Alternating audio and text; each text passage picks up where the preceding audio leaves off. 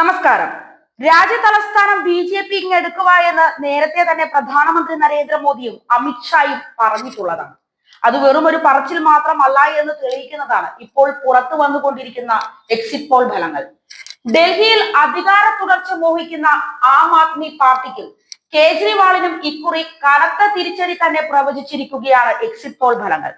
രാജ്യ തലസ്ഥാനത്ത് ബി.ജെ.പി തരംഗം ആഞ്ഞടിക്കുമെന്നാണ് എക്സിറ്റ് പോൾ ഫലങ്ങളെല്ലാം തന്നെ പ്രവചിക്കുന്നത്.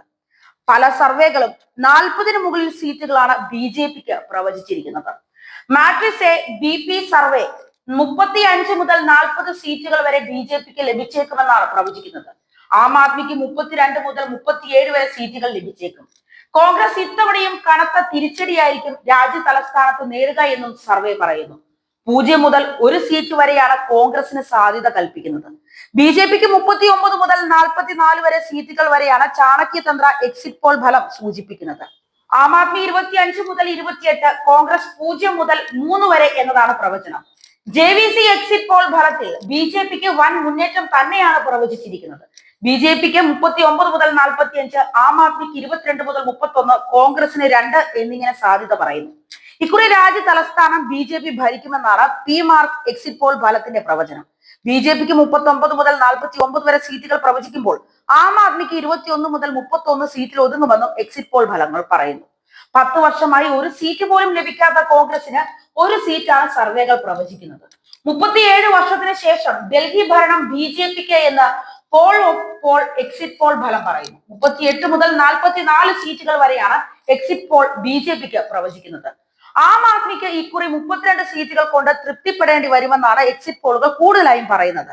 കോൺഗ്രസിന് ഇത്തവണയും കാര്യമായ മുന്നേറ്റങ്ങൾ ഉണ്ടാക്കാൻ സാധിക്കില്ല. 2 സീറ്റുകൾ വരെയാണ് എക്സിറ്റ് പോൾ പ്രവചിച്ചിരിക്കുന്നത്.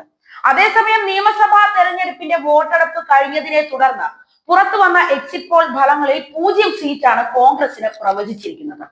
ഇതിൽ പ്രതികരണവുമായി കോൺഗ്രസിന്റെ സന്ദീപ് ദീക്ഷിത് രംഗത്തെത്തുകയും ചെയ്തിരുന്നു. 8-ാം തീയതി വരെ കാത്തിരിക്കൂ, ഞങ്ങൾ നല്ല പോലെ കാര്യങ്ങൾ ചെയ്തിട്ടുണ്ട് എന്നാണ് സന്ദീപ് ദീക്ഷിത്തിന്റെ പ്രതികരണം. മിക്ക എക്സിറ്റ് പോളുകളും ബി.ജെ.പിക്കാണ് മുൻതൂക്കം പ്രവചിച്ചിരിക്കുന്നത്. മുൻപ് കോൺഗ്രസിന്റെ പിന്തുണയോടെയായിരുന്നു ആം ആദ്മി പാർട്ടി ഭരിച്ചിരുന്നത്. കഴിഞ്ഞ 27 വർഷമായി ഡൽഹിയിൽ ബി.ജെ.പിക്ക് ഭരണം ലഭിച്ചിരുന്നില്ല. എന്നാൽ ഇത് ഇത്തവണ മാറുമെന്നാണ് സൂചനകൾ നൽകുന്നത്. 15 വർഷം വരെ തുടരെ ഡൽഹി ഭരിച്ചിരുന്ന കോൺഗ്രസിന് കഴിഞ്ഞ 2 തിരഞ്ഞെടുപ്പുകളിലും 1 സീറ്റ് പോലും ലഭിച്ചിരുന്നില്ല. എന്തായാലും ഡൽഹിയിൽ കോൺഗ്രസിന് സീറ്റുകൾ ലഭിക്കാതെ വരുന്നതോടെ രാഹുൽ ഗാന്ധിയെ നേതൃനിരയിൽ നിന്നും ഒഴിവാക്കാനുള്ള സാധ്യതയും കൂടുതലാണ്.